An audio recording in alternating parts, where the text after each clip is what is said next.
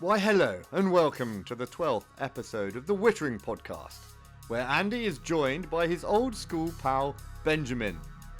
Listen as Ben talks about the three simple concepts that can lead to enlightenment. One is is Plato's cave. Two are the seven principles of Hermes, and three is sacred geometry. That's enlightenment. That's enlightenment. That's what enlightenment is. And then it's that realization is just the very start of a very long journey. Okay. Which I have totally failed to take. Then take a listen to their discussions about war. War is just the biggest money spinner. You know, it's the best industry out there. And the Geneva Convention. Here's the prison, and here's 3 square meals a day. And can I rub your feet? No, it'd be like, how long can I keep you alive while I take bits of you off and then make brawn out of your head? Followed by aspects of life in Argentina, Ben's second home. Argentina, it's the Wild West, mate. It was. It's not.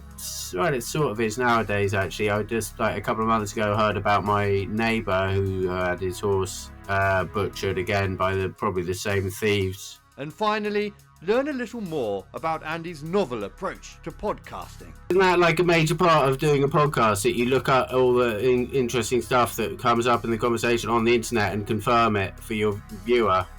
I don't care. And now, on with the show!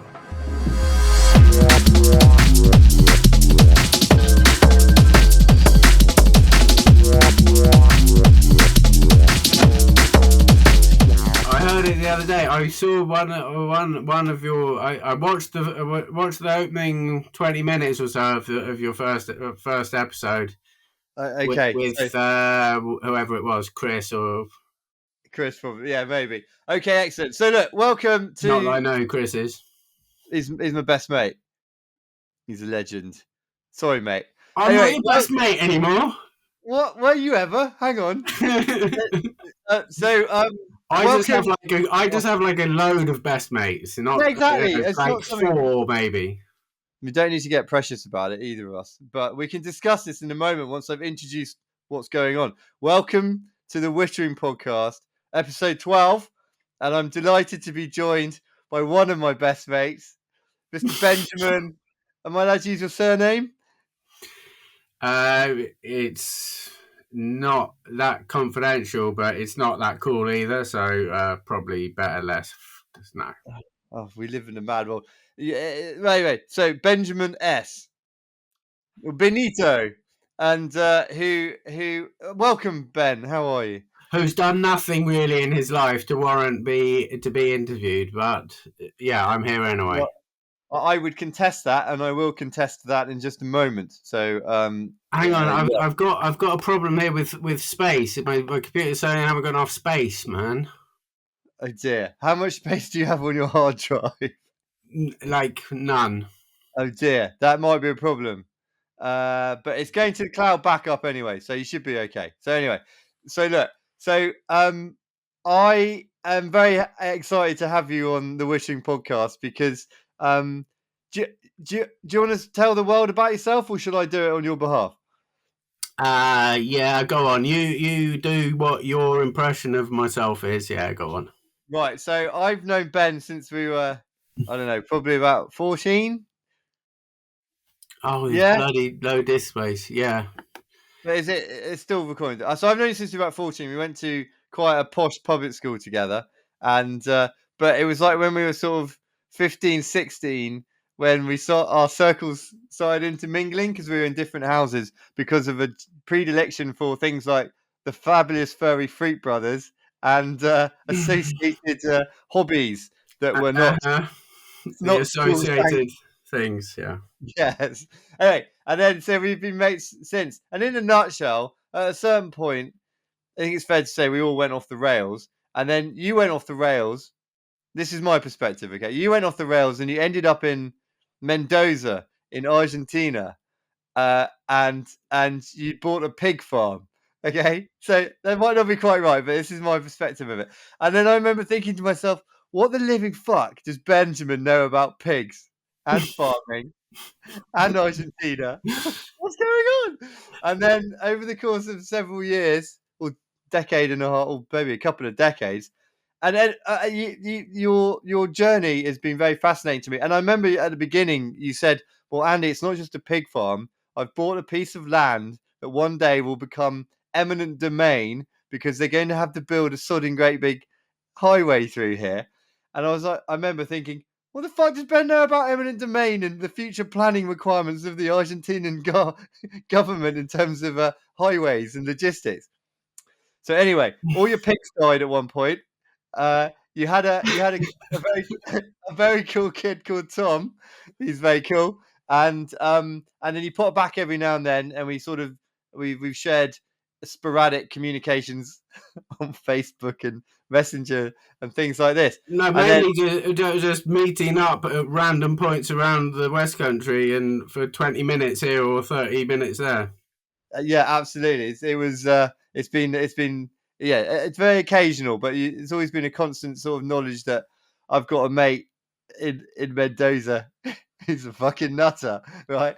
And so this is my thinking, and then you've often spouted some very questionable theories about life, universe, and everything. Okay, and I was very interested. Ben's drinking the Kool-Aid and everything alongside it. Um, and then the other and then what happened is that the government bought your land because you got it right about the eminent domain, and then you came back again to England, and you've been hanging out for a while, and the next thing, no, about 4 years ago, you wrote to me and said, I'm going to buy a yacht and sail across the Atlantic. Now, one of my very good friend James T, we have a company together. He's a very capable sailor, so he's the best person I know to reference this idea against. So I called James and I go, James, I got this mate, right, and he's going to buy a yacht and he's going to sail across the Atlantic. And James was like, well, what yacht? What size is it? What's his experience?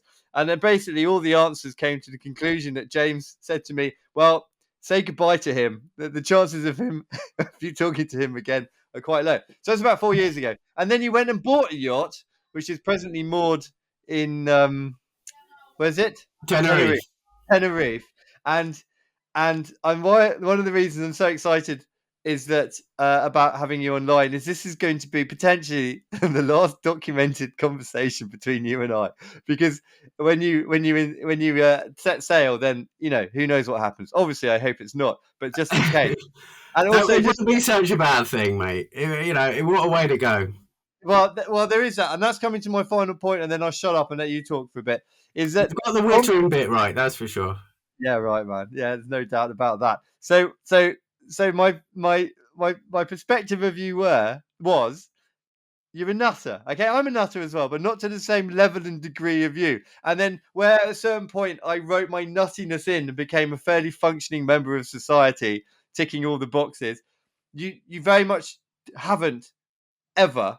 And I thought that was a problem. But probably in the last 3 years, I've come to the realization that you're perhaps the most successful out of all of us in terms of real wealth, be that fiscal, be that life experience, be that approach to liberty and what to do with your All life. of us, as in your really small circle of dropout nutters from public school.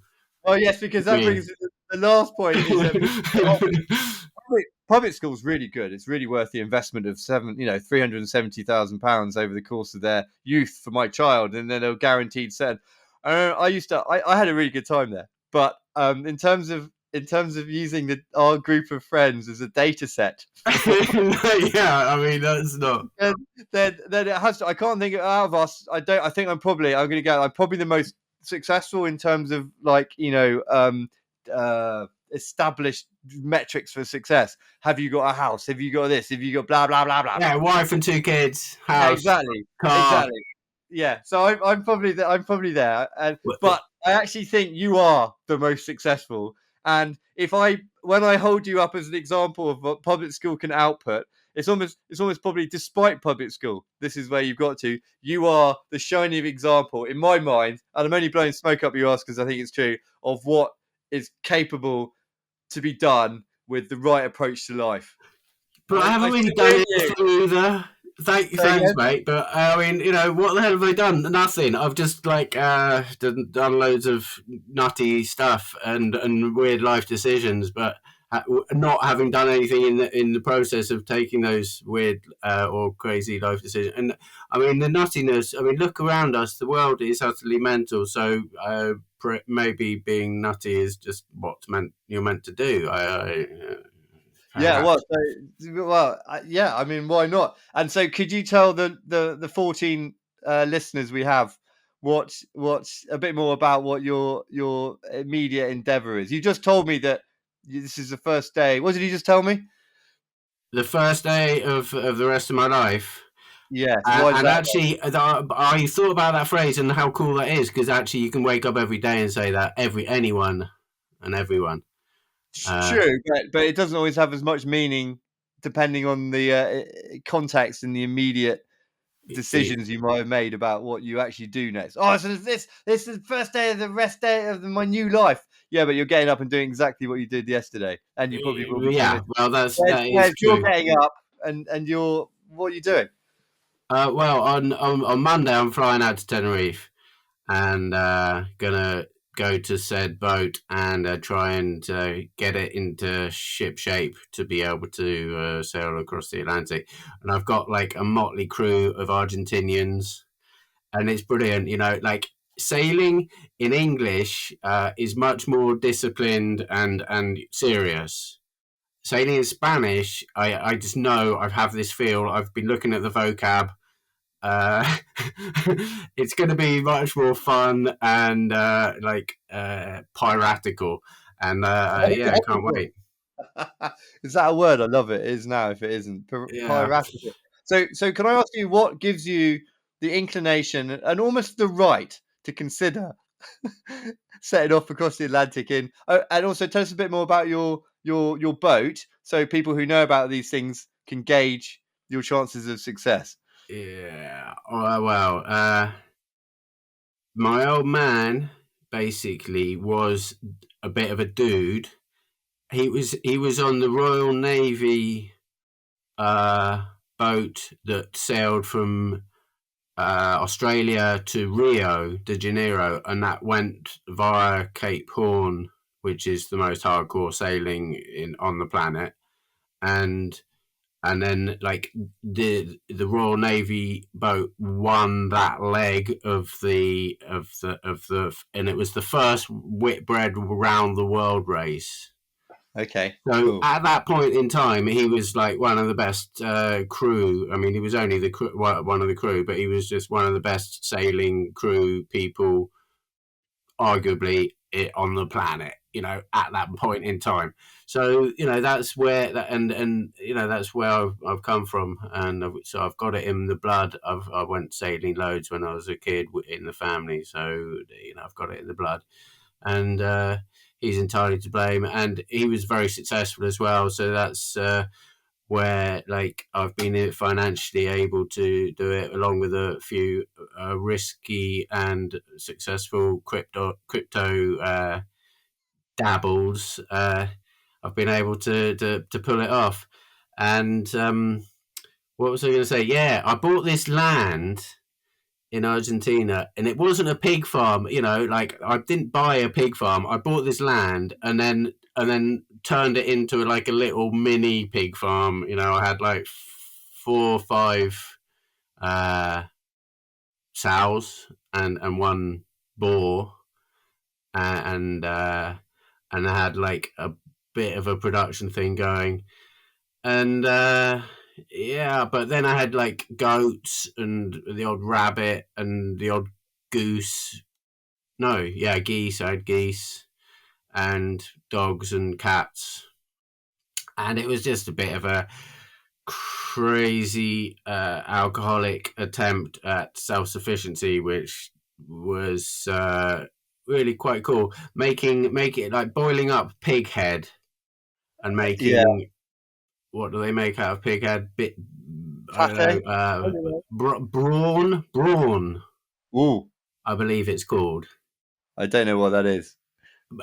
Haven't you haven't you got like a computer that you can like Google it up and look it up and like Joe Yeah, Rogan? but Ben, I'm happy not knowing. I have no real But thirst. that isn't that like a major part of doing a podcast, that you look at all the interesting stuff that comes up in the conversation on the internet and confirm it for your viewer. I don't care. Oh, So well, no. I think it's called Brawn, and making Brawn is pretty cool. Okay. Uh, Well, so and what all the flesh and the soft bits sort of fall off the pig's skull and then sort of like coagulate into a layer on the water, and then you skim it off and exactly. Well, no, rub you it on boil the it. You boil out the pig's head first, and then like throw away the water, and then and like all the sort of hairy bits left, and whatever, and then you boil it again. You start and chug it in with oil and all these spices and whatever odd vegetable you want, and then boil it up for like hours, and then get the skull out once all that's fallen to bits. And there's a hell of a lot of meat on there.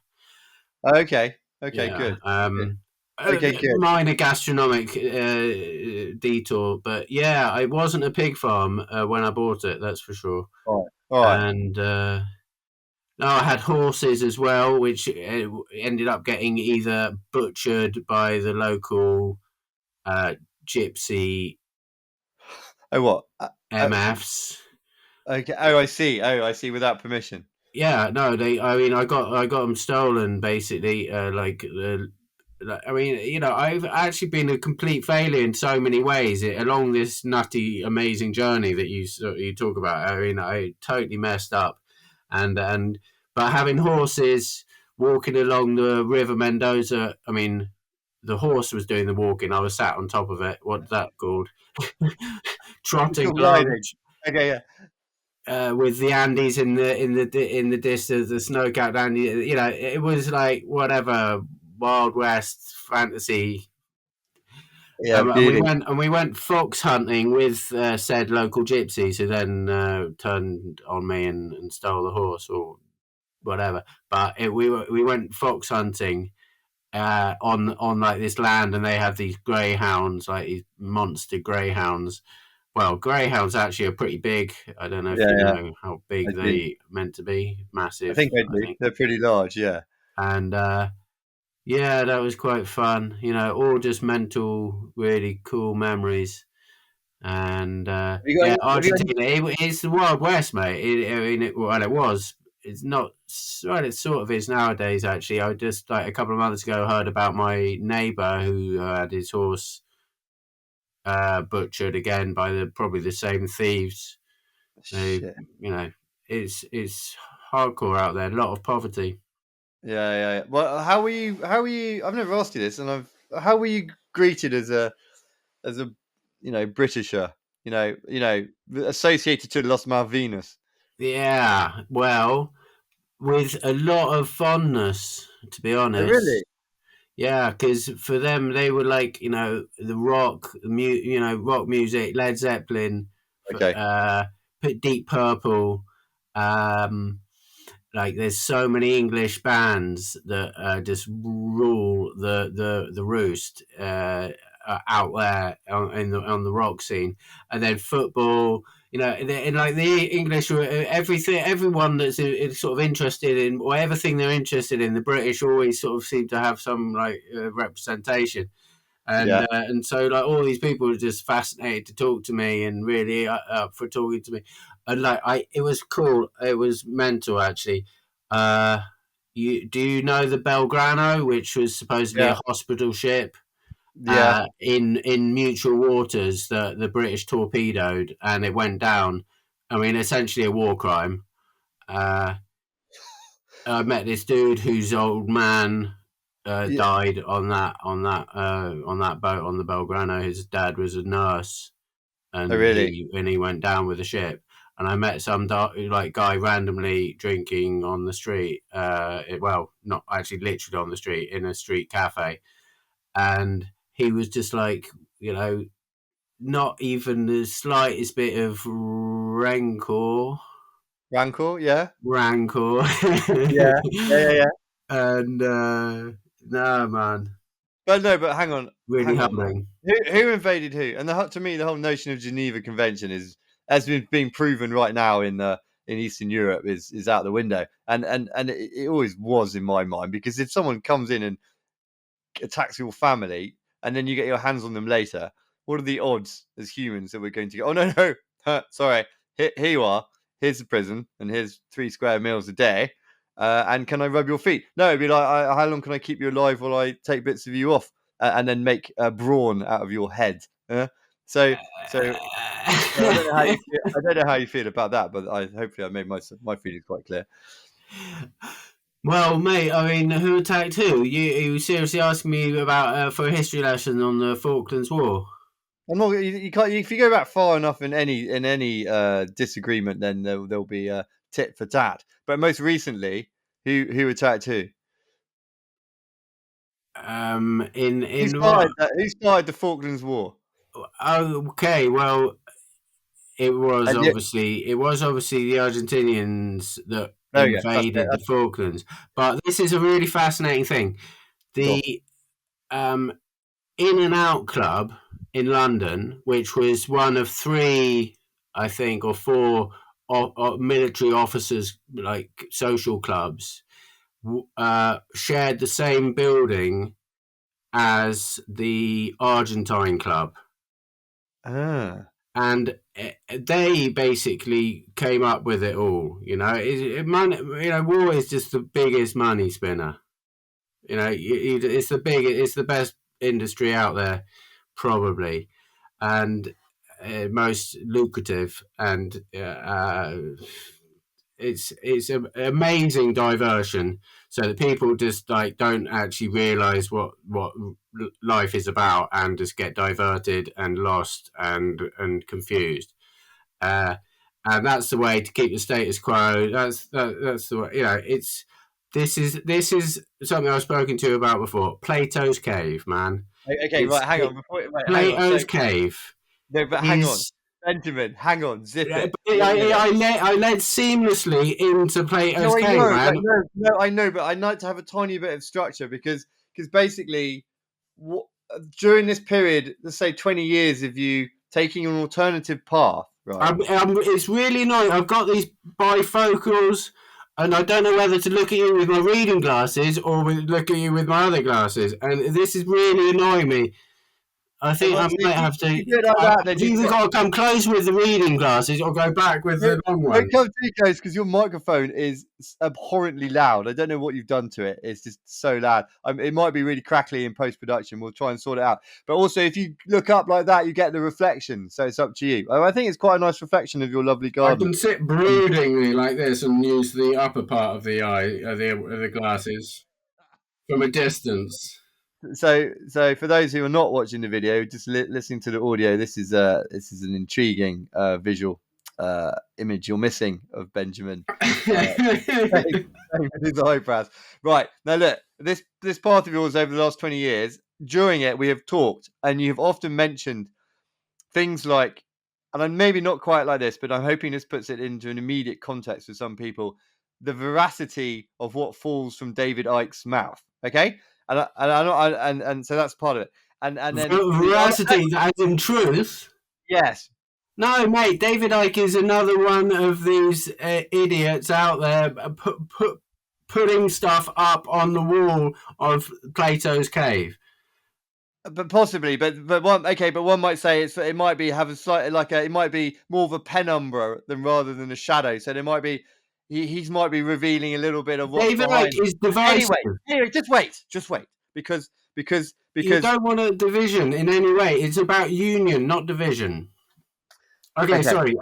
Sorry. Okay, what did you want to ask? That's fine. I want to hear it, but I just want to say that over this path of 20 years, we've often had conversations where you put to me, at the time I thought, he's completely off his tree, man. He's nuts. He's talking out his arse. He's off his shit. Too much Argentinian acid or mushrooms or whatever it may have been. And then as my eyes perhaps have become increasingly opened over the last sort of 6 years or so, and I've been more open-minded to things that are alternative to the what's in front of the curtain. then I'm very fascinated by increasingly by what revelations you have found to explain or follow in order to have a clear life. I've just used a Scientology term. I'm sorry. Yeah, no. Well, explain the madness. You know, it does explain the madness that we see around us all the time. Yeah. You said the other day, and then I'll let you talk. There are three. So Andy, man, you didn't say in that accent, but I'm going to carry on. Andy, man, there's only three things you need to do to explain. I listened to one of your podcasts, and you don't need all that. You can just explain it away with these three things. And I was like, Ben, what are these three things? And you went, right, let me tell you. And then, right, go for it. Nice fictitious intro. The accent, brilliant. Thank you. One is is Plato's cave, and that explains everything, which is like is the society that we live in, and like the modern world built by man. And two is are the seven principles of Hermes, and these explain everything and help you cope with everything which goes on inside your head, which is a whole universe in itself. And three is sacred geometry. Sacred geometry is like all about the golden triangle, the golden rectangle, phi.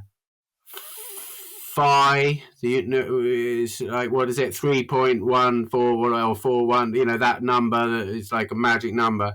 You mean pi? And like if you look at the golden rectangle, basically all you need is like a bit of string and a couple of bits of wood. I mean, a couple of sticks, you know, like one length, two, set length and fairly straight, and Yeah. you can build like a cathedral. You know, yeah, you don't need a computer. You don't need like any architectural genius. I mean, maybe a bit of nous, but you can with just a bit of string and a couple of sticks and this knowledge, you can build perfectly symmetrical, perfectly built whatevers you want, you know, temples and so on and so forth. So pretty useful information. And you know, it's like something that you really got to dig deep in YouTube. I mean, I found an internet page, whatever, 4 or 5 years ago that really explained it beautifully, and it's not even out there now. Really? It's been taken down, you know, it's been deleted, it's been Well, Ben, whatever made. if you can remember any information about it, you might be able to find it on the Internet Archive, because basically everything. Well, if you look into sacred geometry enough, I mean, you'll find the answers. And like, actually, you know, Hananine, he's like some astrophysicist, No. Asian American, just like really cutting edge. Well, I don't know how cutting edge he really is, but he's expounded on how sacred geometry really does explain everything and lead you to the answers of everything. And the phi number. I mean, I'm no scientist or mathematician, but it's all out there.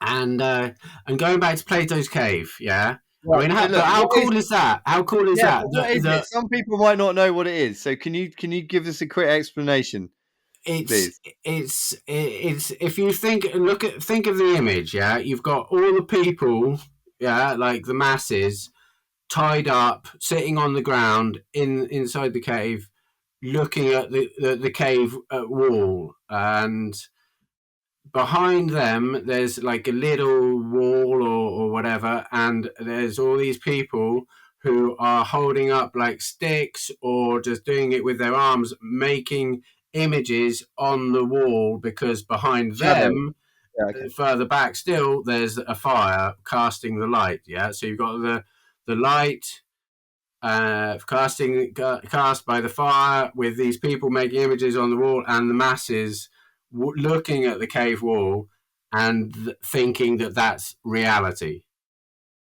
Okay, that's the world we live in, man. Okay. Yeah, fine. fine, but doesn't that story continue into that one of the tied up sheep escapes, right? Yeah. And then sees what's actually causing those shadows, but then also escapes from the Well, cave. well, yeah. He doesn't. I don't. He doesn't really focus on who's causing the shadow. He just goes out, escapes from the cave, goes up into the sunlight, into the fresh air, in amongst nature, amongst the trees and hills and grass, and just loves it, and it's amazing. And then goes back down, tells everyone about it, and they lynch him for talking of this dangerous truth. Okay, so I think it's really cool. I didn't really know much about that, but then my little experience with COVID, right, and the jab, I wasn't going to get the jab because the vaccine, because the whole thing was, I didn't know what was going on exactly, but I knew what we were being told was absolutely not what was going on. And so, with the notion of jabbing in a pharmaceutical from companies that had rushed through with no FDA real approval in America, also with the contractual confirmation that should there be any issues with it, they couldn't be prosecuted, which just seemed to me like a stupid idea. And but anyway, I had to go and get the jab because I wanted to go snowboarding, and the only way to catch a plane without hacking the NHS and getting a bar tab for your travel sorted out was to go and have the jab. And Well, is that actually true? Is that actually yes, true? Because there's lots. Because I've travelled without the jab. yeah, this is during lockdown, and so to get on the plane or just afterwards or whatever. But there was, and I'll tell you what, it was actually genuinely the case. And I'm at the sure. end, I'm sure in the small print you could have got out of it if you really looked into it. no, But no, trust me, no. trust me. I was talking to people who for them resources, financial and elsewise are not an issue, and I basically had to introduce one of them to a guy I knew who knew a guy in the NHS data center in order to discuss. I don't think any happened, obviously, but to discuss getting his record. You have to Uh, hack into the mainframe. Well, he was theoretically, allegedly operating on the mainframe. But anyway, so I had to have the jab, and I realised this the day before. I had to have the jab, and then I had to get it that day. Otherwise, I wouldn't be able to fly on the date. The flight was, and I want to go snowboarding because I'm getting old. My knees are going. Got to get in it. So I decided, and it's for the kids, so let's do it. So I went. I went up to the jab centre, and Alice made me promise not to lose my shit on any of the innocent nurses there, which I tried to do. I didn't lose my shit. But then they jabbed it in my arm. And I was like, oh, fucking hell. And as I was driving home, I was just so disappointed with myself. I was absolutely seething. I was just so mentally in turmoil that I felt that my body would naturally push out the invading vaccine, and that might save me. But then, as I drove, I started becoming consumed by this really effusive glow.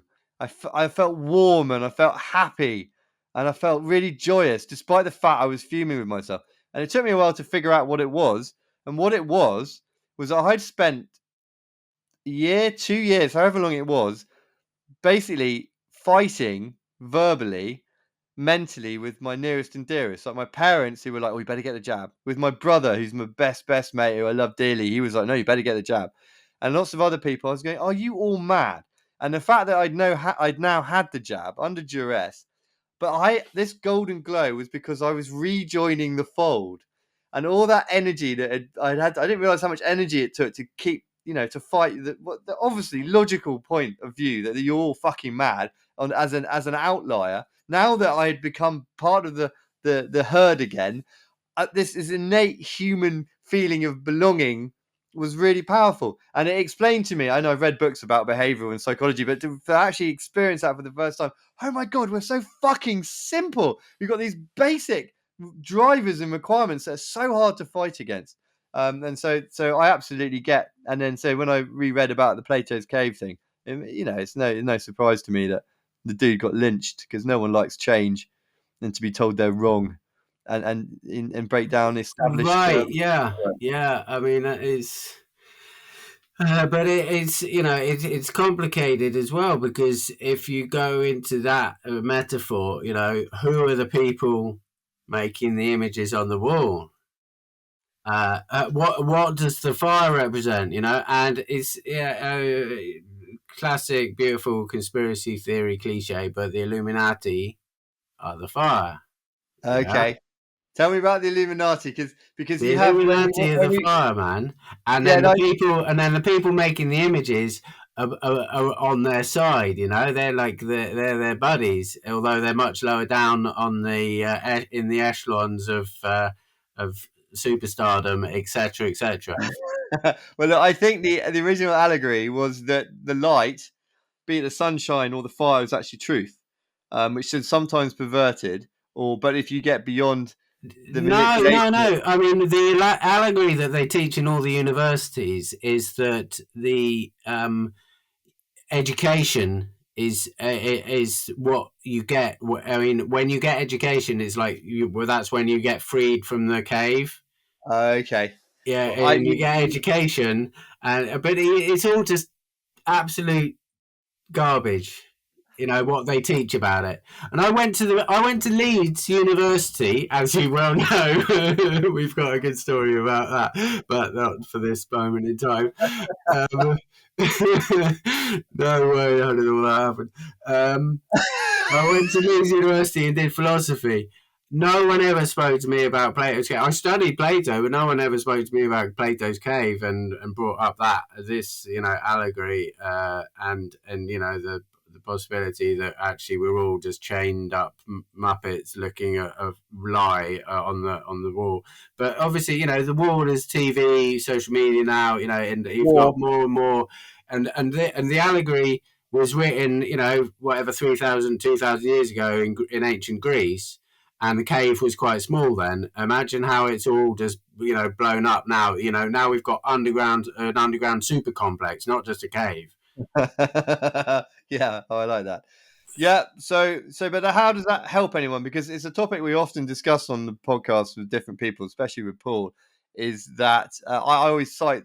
Have you watched The Matrix in your mud Of hut in course, yeah, Argentina? yeah. All right, just double Well, check. it helps because you I hadn't finished. I hadn't basically finished. by going outside is the allegory for actually looking inside. And Oh, when interesting. you go inside of yourself, know thyself. You gotta find that open field and those mountains and the sun shining and the perfect nature inside of you, because that's the only place where you'll find it. Going out and then just concentrate on yourself and turn yourself into that shining, beautiful, uncontaminated daylight. Oh, that's beautiful, mate. It's very lyrical. And is that what you mean? That's the part of the life solution that Plato's cave offers. That's enlightenment. That's enlightenment. That's what enlightenment is, and then it's that realization is just the very start of a very long journey, Okay. which I have totally failed to take. I'm not going to come across as some Buddhist genius or anything of any description, but that's what it's all about. Looking inside, because you look around you, you look at other people, and it's just dead ends everywhere you go.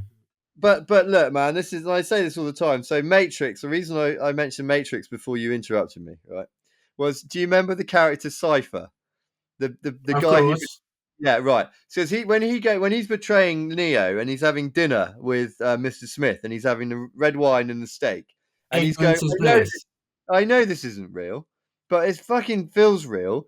And I've always been like, you know what, mate? I'm with you because I don't want to be free and know the truth if I've got to have holes all over me, wear some sort of scratchy ass jumper knitted from like spider gonad hair, and then eat the same plate of sloppy gruel every day until I suffer some interminably painful death in the bottom of some supercomputer mainframe that's leaking and I'm getting lasered all the time. No thanks. I'm quite happy to live in this illusion, this simulation. Even Ignorance is bliss. Ignorance is bliss, mate. I mean, this is it. yeah. So how do you? I still, And this is why it works. Well, yeah, but what's wrong with it working?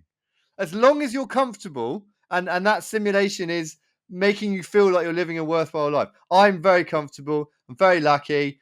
I'm normally buzzing my nuts off. I'm very irregularly unhappy about anything, and I quite enjoy being a happy occasion because I know it will come back up again. And so what? People are putting the wool over your eyes, Andy. The war machine is. I'm profiting from the war machine whilst trying to help people, obviously. But so kind of, I'm a good sheep. But so what? Well, yeah, it's a good point. But why are you searching? Why are you searching for explanations? I mean, I'm that's not. what you're. That's what we're all doing. We're all trying to explain the meaning of life. I'm not. I've got it figured Us out, mate. thinkers, philosophers. I did What is philosophy it? as well. What is philosophy? The love of wisdom, yeah. The level study of wisdom. I did philosophy as Right. well at UCL, which I think of some of Right. the better Well, you universities in can't. the You get off this podcast then if you're not interested in studying wisdom and talking about the reality of the human condition. No, I love talking with people who haven't quite figured it out yet, who have figured it out, but in a different way to me, because then that's fascinating. And I have frequently changed my frame of my considerations and my thoughts about how these things work. I'm open. If you put across a compelling case, then I'll flip in a second. I have no problem with that. I don't hold on to my beliefs that tightly. I don't really have many. I'm not religious, and I just rely increasingly on the universe to sort my life out. Yeah, Open well, heart. you are in a very lucky place. Hey, I'm just looking at this at the sound waves. I can see your voice has got these really cool sort of sound waves, on this whatever app, The oscilloscope. and mine hasn't got any sound waves. Why is that okay? Is that normal? No, you've got sound waves, but the thing, what I'm seeing your sound waves, as I mentioned at the beginning, your microphone's like on steroids or Can you something. see sound waves for me there? Yeah, I don't see sound waves. I just see blocks of noise. But I'm hoping this platform will filter them down a bit. Otherwise, if we still got it, it would just make people's ears bleed. But it'll be worth it for the wisdom that you pour forth. I forgot you did philosophy. Well, I didn't really. What do you mean? I don't. I think I went to one lecture. Did you drop out? Yeah, yeah. I dropped out too.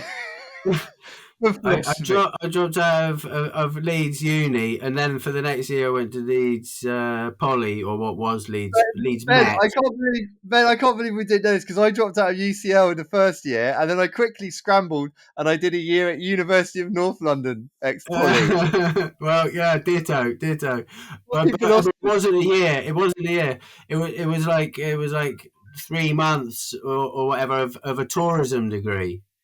So, so I knew what I wanted to do. I wanted to, travel Yeah, the world and philosophize. yeah.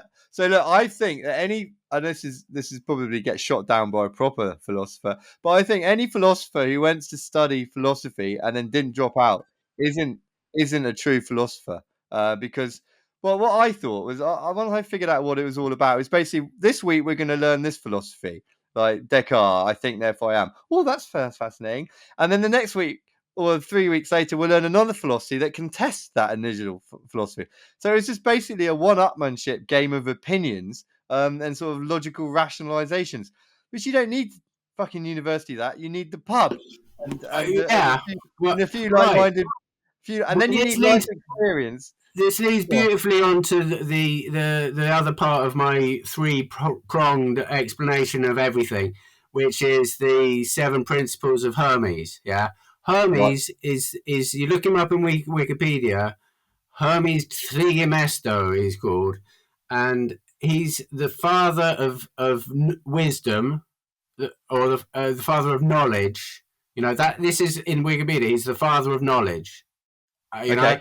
And alchemy and God knows how many other things.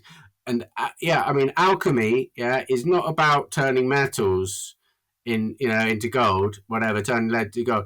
It's about turning men of lead into men of gold, and that's what these seven principles do if you can conceive and put into practice the teachings of these seven principles, which are: one, mentalism. The universe is mental. Everything depends on your way of thinking. Two, correspondence.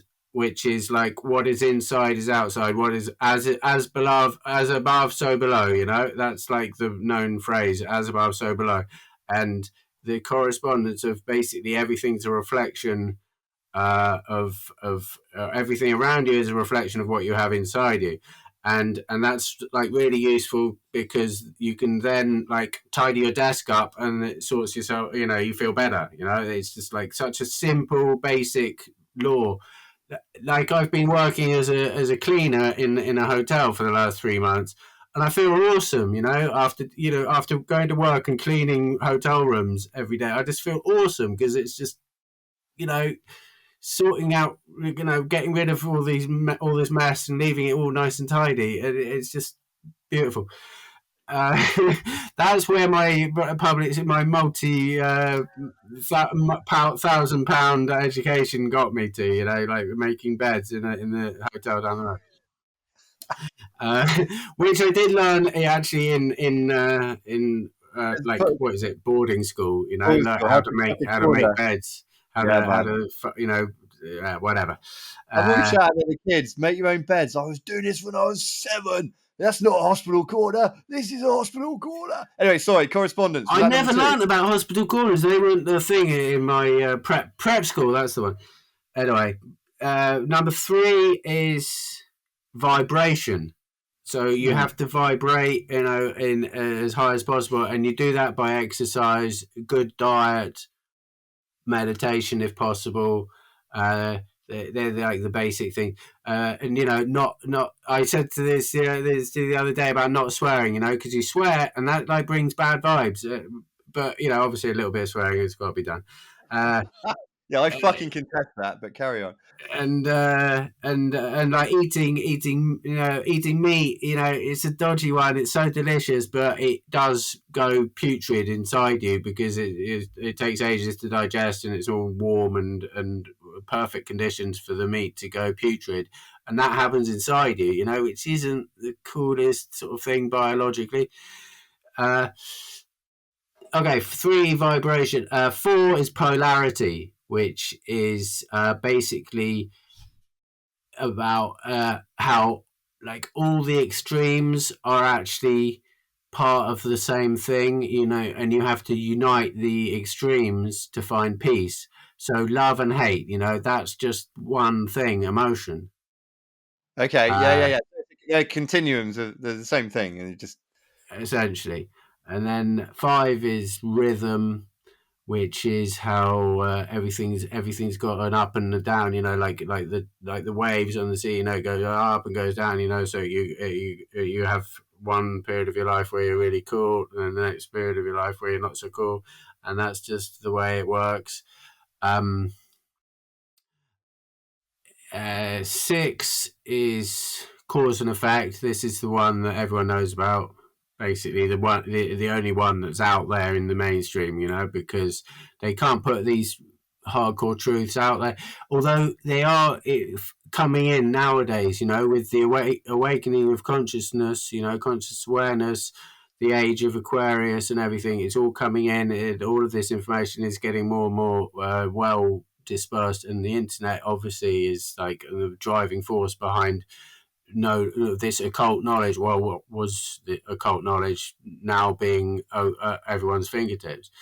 But yeah, cause and effect, that's the what everyone knows about. And then 7 is generation, which is represented by the yin yang. Yeah, this yin yang isn't about energy per se, or whatever balance, or you know, whatever is spouted, you know, in the Chinese, whatever.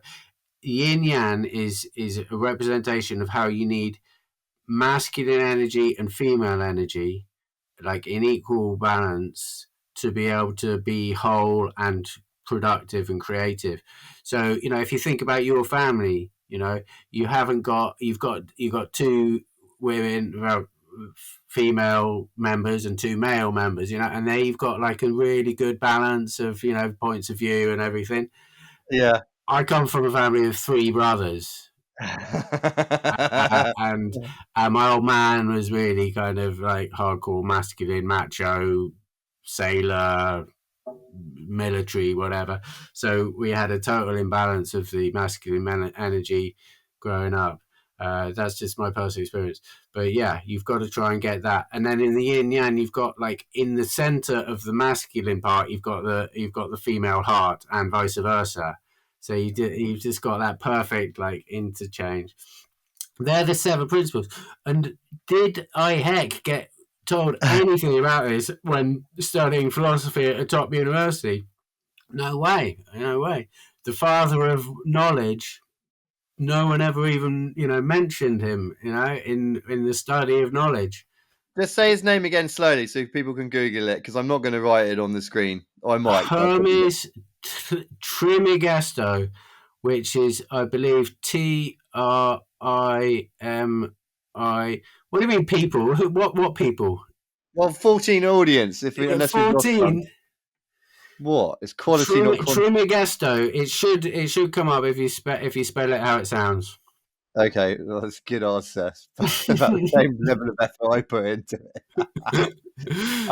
Okay, so the cause and effect thing, that was one thing I did enjoy learning philosophy. Or maybe we figured out before, but as soon as you accept the fact that everything that happens has a cause, right? You go, it's up to someone in the bar and go, do you accept the fact that everything that happens must have been caused by something? It's a yes or no answer. And they go, well, yeah. And you go, well, that cause itself must have been caused by something. And then they go, I guess so. I go, well, then you got he punches you in the nose, and that's cause and effect. No, ask you irritating questions, get punched in the nose. Well, there is that. That normally happens further on. But then you go, well, that's the causal nexus, isn't it? And then so therefore there is no free will, and fate it doesn't exist, and destiny is purely a predefined equation that we just don't understand. Karma and dharma. It's a lot about karma and dharma, that as well. And dharma is like what good you do is kind of stored in a bank somewhere, and it's yours. So you got that in the bank.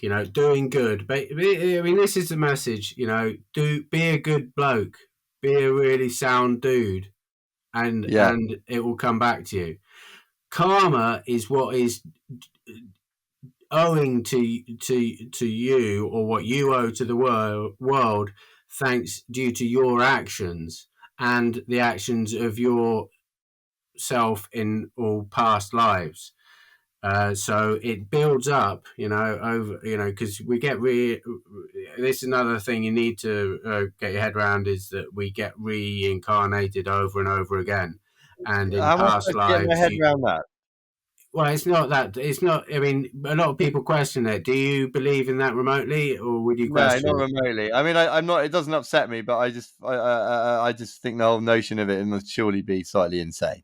I think it's really quite cool, mate, because it just sort of makes you chill out and realise, hang on, if I die this life, I'm going to come back in the next life and get it better next time around.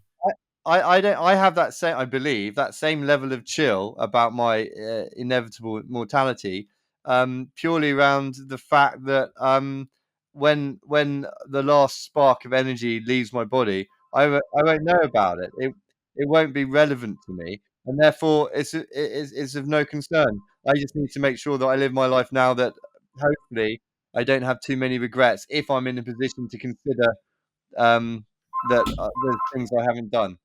Is that phone in your stop? Right. Do you know what I mean? So I'm not. I mean, the notion to me of afterlife of whatever form is a. I see it majoritively as a figurative comfort blanket. Yeah, afterlife is. I mean, it's just a permanent. It's a permanent process. You just get reincarnated over and over again, and until you find pure enlightenment and your soul is released back into the cosmic wonderland. Okay, but I don't want to get into like atheism and agnosticism and religious stuff. Well, I mean, this is why it's a tricky one. Wait, I'm talking! Karma, I mean, okay, stick to your own life, karma is, you have to pay for the bad things you do. And nowadays it's really quite instant, I give my mum shit and then that day I get bitten by a wasp. Look, there's so many ways to basically explain that. Okay, so fundamentally, my approach to it, where energy, when the energy blinks out for whatever reason, oxidization or whatever, then that's it. That's the end of it. I'm very happy with that. The knowledge or the belief that there needs to be some, and there's evidence for that, right? You can measure that empirically with our science. There is no evidence for afterlife. Okay, no empirical evidence that is What about recognized. all the near death experiences when people die and then come back to life, and see the bright tunnels and the bright lights and the Yeah. heavenly things? That's not, for example, proper afterlife experience in terms of reincarnation or going to heaven or something. That it could very easily be, much like you're talking about this immediate karma. That could be just a concept, a figment of of the mental structures in your brain. Okay, so look, karma. I believe in karma. I've just behaved badly with my mum. I shouldn't have done that. You've now got it hovering around in your subconscious that you've got bad karma coming and you deserve it. Do you think it's more likely that you might enable that to happen subconsciously? I think you can make that argument fairly keenly. Yeah, but If I had to. it's more a way of being. It's more a thing for being a guide for not fighting with No, your mum in the no, first place. No, absolutely. When people often ask me, Andy, why are you so lucky? Okay, I said, I think I said at the beginning of the podcast. It's just I can't be asked to think about it too much, but I equate it down to having an open heart and open mind, and just don't be a dick. And then Yeah. the odds are all the precedential data from this approach that I've taken for like the last 20 years or so. I think it was when I decided, you know what, I'm going to stop lying. I'm a really good liar. I can bullshit because I kind of believe it because my grasp on reality is loose, I'm not that fast. And when I stopped lying, and it was challenging for a while, but then it actually became much easier. As long as I can live with all my mistakes and publicly or otherwise, then I don't have to maintain a facade or keep a track of what I've said to who. And it's the same approach with behaving well. Just don't be a dick, basically. And then people Yeah. go, but you need the religions for that. Like, that's what Christianity teaches. Fuck off. People were behaving like that years before anyone decided to come up with whatever concept of Christianity we can reference back to, because it's just common sense. It's human nature, we're more predisposed to love our neighbour than to hate our neighbour. I mean, I agree, mate. I think there's obviously some exceptions biologically or that have, but by nature or nurture or a bit of both. But predominantly, it's just in everyone's interest to get along, man, and all that shit. But we are human, so therefore, by definition, we are all dicks. We all have dicks in us, metaphorical. yeah, Yeah. egos. It all comes from the ego, and I can't remember which principle that all this part comes under. I mean, but it's all in there. But you have the ego and you have the soul, and you need to be connected to your soul and your spirit rather than your ego, because your ego is the one that says, "Oh, I got offended. Why was that person saying that? Why, it's having a go at me?" Instead of your actual soul, which says, "Look, let it go." They're probably confused or having a bad day or whatever it is, Yeah. and it's like when you make people laugh, if they're pissed off, but you make them laugh, and it's like impossible to carry on being angry, if you're laughing. Yeah. Well, I don't know where it all comes in, but something is connected there. Yeah, I get it. I just don't feel the need for any sort of extra justification or explanation behind it. I just, what I can touch and see is enough, and I can, and it seems to work for me. Yeah, well, your I life wish. seems to be in a state of flow, man. You're just flowing, and like you say, you've got like your balanced family, and you're just in a real good state of flow, and all of these things sort of happen naturally. I was talking Me, to a on the other guy. hand, I'm a real complex, depressive, and I've done all sorts of like mental whatever, and I have all sorts of stuff going on in my mind. So I need to look for these answers Okay. and it's like the dude that I'm going sailing with. This Argentinian guy, he's called Paul Kevin. His two first names, Paul Kevin.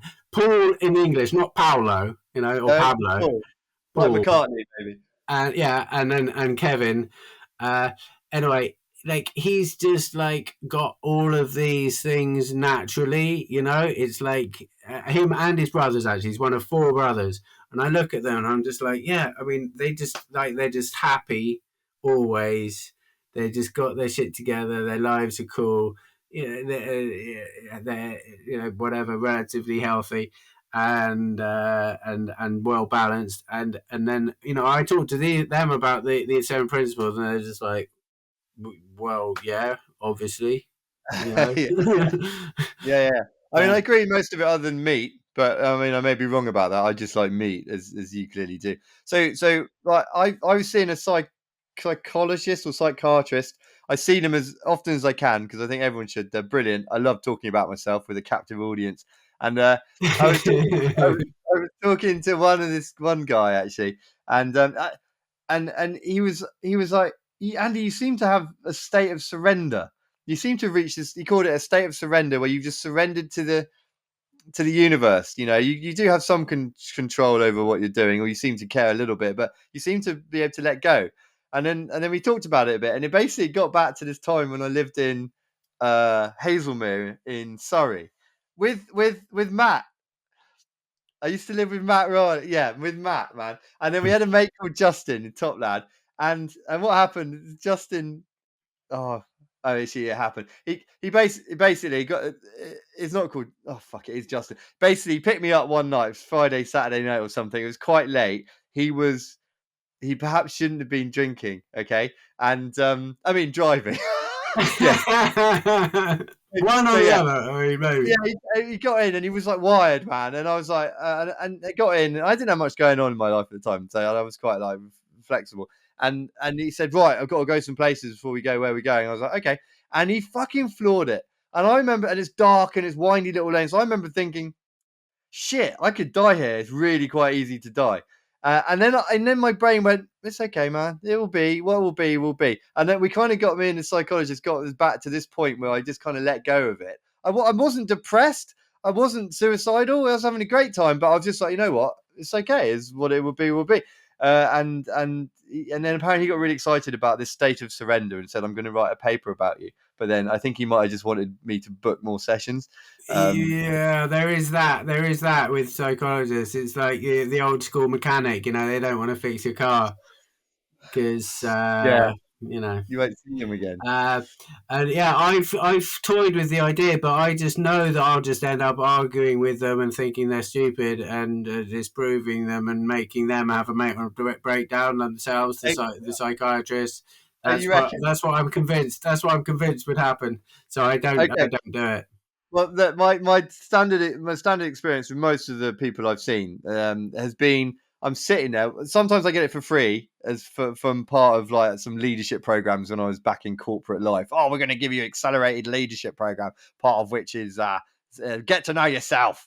And all right, yeah, fine. And that was brilliant. Actually, I made really good friends with one, and she was awesome. Anyway, the point of the story is that I was sitting there couple of times. This happened several times. Pretty much actually every time I went to see this one guy, I'm sitting there going, you know what? I'm paying fucking how much money an hour I'm paying for this dude. I'm clearly smarter than he is. Yeah. I've read most of the material that he's probably quoting. What am I doing here? I said, just suck it up, Andy. And then he'll say something, and then I'll be like, holy fuck. And then everything, my brain will drop a load, and I'm like, my God, this person's worth 5 times what I'm paying him. He's possibly just saved my life. And I'm like, that's amazing, brilliant, thanks very much. And then I'll see you next week. And then as I leave, without fail, my brain goes, hang on, I already knew that. And as I leave, and it's just you need that person to nudge that perspective to remind you that you're just going around in a little self echo chamber or whatever. You're locked in some behavior or something. You just need someone to like sort of. They don't know the answers. You know the answers. They just Yeah, good. look within, man. Yeah, that's Yeah, where all the answers are. And yeah, okay. it's like in the cave, you know. I imagine a lot of these psychiatrists to be the ones that are there making the images on the wall that everyone's meant to be, you know, that everyone's convinced that of its reality. They're there, you know, making these images on the wall because it suits them. They're not chained up, you know. They can go home to their wives every evening or whatever Okay, shift they're okay. working. So there is a definite conspiracy piece here but Ben, I don't care if the illusions aren't real, yeah, as long as I'm I'm calling it a conspiracy. I mean, you're cool. because that's just like so passe, man. That is just so No, passe. no. Okay, I accept. No, I've been saying for a while now that the term conspiracy theorist or conspiracy has a completely different timbre to it, because if you look during COVID, you had as many people disagreeing with the party agenda who were agreeing with it, and these people had the same number of letters after their name. They were peer reviewing each other's works in the Lancet and the BMJ before the event, so therefore they were just as smart. They were just being cancelled because they were contesting what was. So I It's think, like and you it's said like that's the conspiracy. it's like the architects and engineers that have put together the most amazingly, watertight case against how what 9/11 could have happened. Yeah, I know. I'm with you, man. Yeah, I'm with you. I'm absolutely with you on that one. I thought for a minute there when you went builders and architects, I thought we were going to have a little diversion into when we were last in Bath together, and you were showing me all the masonry around the place, because you were very educational about the Freemasons to me. And Well, I mean, it's a secret society, isn't it? I mean, it's not so secretive, but there's it's a society within the society, and they're essentially the ones that run the show and run what goes on the wall. Um, but you never know. You never know who you're talking to. Because they're at every level of society. You've got like, bus drivers up to world leaders. And they've all got the same agenda. They're all part of the same thing, and especially like I love the Shakespeare quote of "the world's a stage."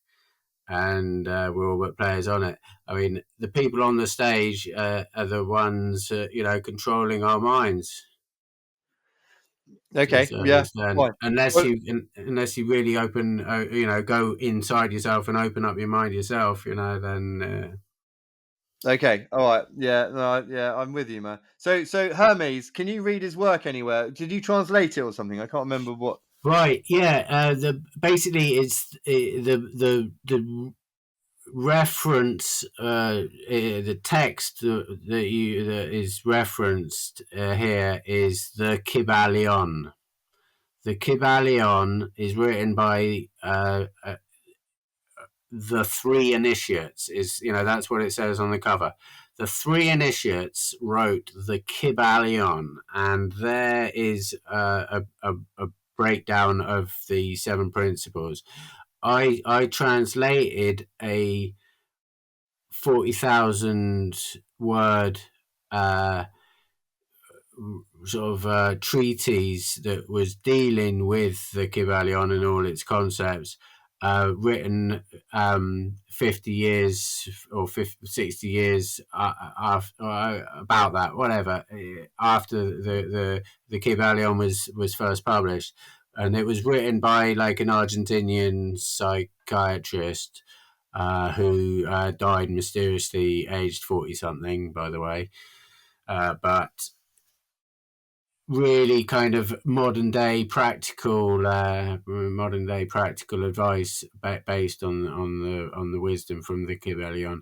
But you can pick up a copy, hopefully on eBay or whatever, Okay. of the Kybalion, and look into it. Definitely. I mean, not anyone else, because no one's listening, obviously, to this podcast.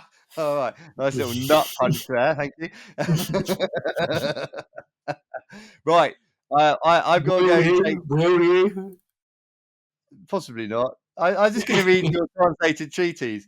I'm at the moment. If I need it, I will. But at the minute, Yeah, you don't need it, so you're cool, I've got it man. all figured out as far as I'm concerned. And if it ain't broke, and it isn't, then I'm got other things I'd like to be doing, like Exactly, podcasting. exactly. Ignorance is bliss and all that. Yeah, but I'm not ignorant. That's the thing. You think I'm ignorant? I'm It, playing Ben. I'm not playing both sides. remotely, I, not remotely, but I'm playing both sides of the cave, mate. I'm in the cave. I'm sitting there tied up happily. I'm also occasionally gesticulating, causing the jumping shadows. And other times I'm out like frolicking in the hay, man, in the sunshine, eating apples and having a good time. That's what I feel about it. Awesome. It's I'm very lucky. it is essentially for people who are suffering, who are not happy with the status quo, and really what needs some answers. Yeah, fair enough, mate. If it's a mechanism to achieve that level of halcyon existence, then I'm all for it. And it seems pretty cool, and it seems pretty useful and practical, which is quite different to many of the other advice manuals out there, be they religious Yeah, or otherwise. and like the most practical, awesome advice. I mean, because depression is just a massive thing, and the most Yeah, important thing that I read, which was from this Argentinian dude, was how the world being mental. The principle number one, mentalism. The universe is mental, not just the world. The world is mental, as in crazy, and the yeah, universe is mental, as in based on what you're thinking. You just cancel out your thoughts that are bugging you. If you have these crap thoughts that are bugging you, that are negative, you just cancel them out. And you say literally cancel that, and you picture something to represent a thought, and you just cross it out in your mind, and you say that over and over again as many times as it's necessary for you to stop having this thought, and it goes away. It works. It's just so practical and real, and your subconscious obeys what your conscious self tells it to. okay, yeah. I can see that. Okay, mate. Look, I got to take daughter swimming now. So should we wrap it up? I just Awesome. quickly before we wrap it up, though, man. So basically, this is how I understand it. You're going to Tenerife on Monday, right? And it's Yeah, Friday now. to get it all kitted out, and hopefully in a couple of months after that, we'll be setting off. Okay, fine. And then you've got two Argentinians whose sailing caliber I hope is magnificent, but is potentially in question. Who you found on like some version of Craigslist? No, listen. My skipper is a lorry driver, and my crew has never been on a boat before in his life. I And swear, I'm I really swear. overjoyed to say that I am at least one of your emergency numbers for that new device you've got that will allow you to GPS and send the odd bit of Yeah, text it's back. the emergency radio, satellite radio beacon. Yeah, well, I mean, I'm honoured to be on that number, and Oh, that, yeah, no, that's yeah. I've got that, which is some new device, but I've got an EPUB, which is what okay, all the pros use. I've got one of those as yeah. well. Have you got AIS as well? Because if you got Yeah, AIS, yeah, I can yeah. track you. Yeah, so you need to give me your AIS number, Yeah. and then Well, I what I'll think do, man, I'll there's share like it a with the website. podcast. There's a website where you can just log on, and you can see everyone who's Yeah, out that's on the yeah, open yeah, seas. yeah. You got an app, mate. I used to work offshore. So I know what's going on. But also now defense because it's all about not having an AIS, isn't it? So you don't know where you are or spoofing your AIS. No, I'll be out there. Elsa. Elsa, is that the name of the vessel? Yeah. Elsa. Did you rename her? Or is that what she came with? Yeah, that was how she came. That's how she came. Probably bad. And Absolute no whistling hottie. on board, right? I was told it's very unlucky to whistle on a ship by a gruff Scotsman. It's very unlucky to rename your ship, that's for sure. And Although whistling. people do, or your boat. And I don't know about whistling. Yeah, because the same they say the same in the Argentinian outback. Like whistling kind of summons the devil or something. Okay, I think there might be an expression in the maritime existence is whistle up a storm or whistle up a wind or something. Ah, right. And then what you got to do, man. The first time, this is a shout out to my second favourite Scotsman ever. He's passed. He's called Roderick Douglas. He was a fucking leg end, and he helped me enter the world of marine seismic. And the first time I met him out in Malta, and then he said, and it was this big sort of quite Russian. It was a Russian, the GD Nalivkin, and he said, right, Andy. You have to go. That's not Scottish. Is that Scottish? No, that's Irish. Where have I gone? I don't know where I've gone. It's Irish. Anyway, It's is it? great accent either way. There's it. I said, Andy, can you go down there and find the Golden Rivet?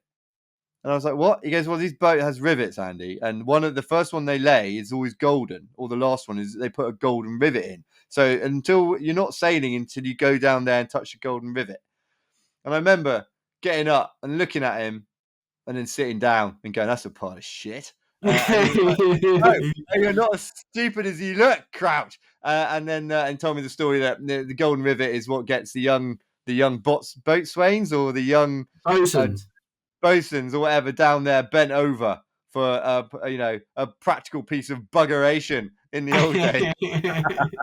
So you got to tell your new hire about the golden rivet, even though you're on a non-riveted craft, I imagine. Well, he's like one of my kind of through whatever dodgy acquaintances I made in Argentina, nephews.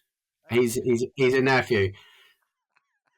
And then there's the captain, the lorry driver. He's a retired merchant mariner, and you know he's got his what's it called?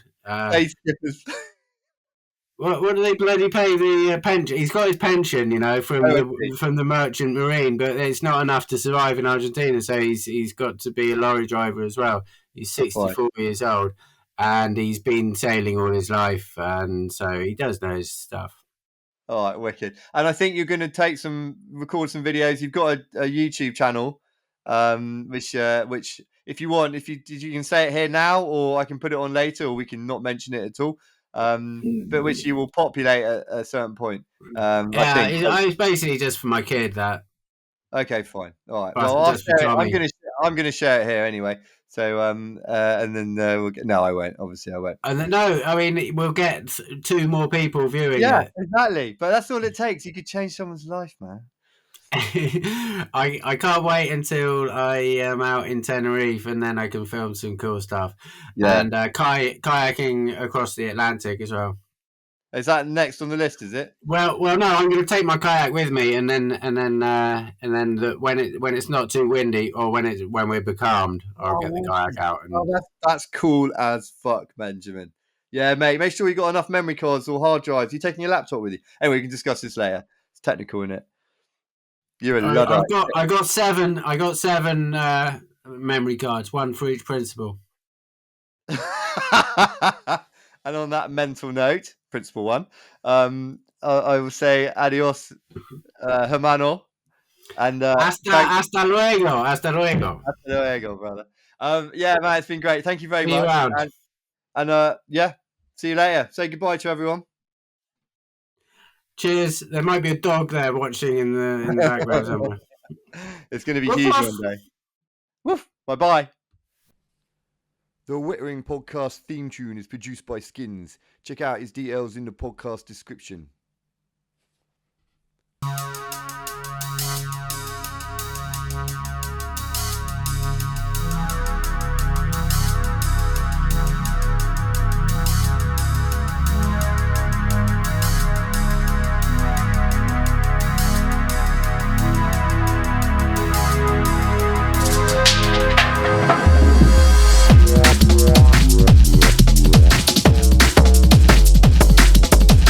Yeah.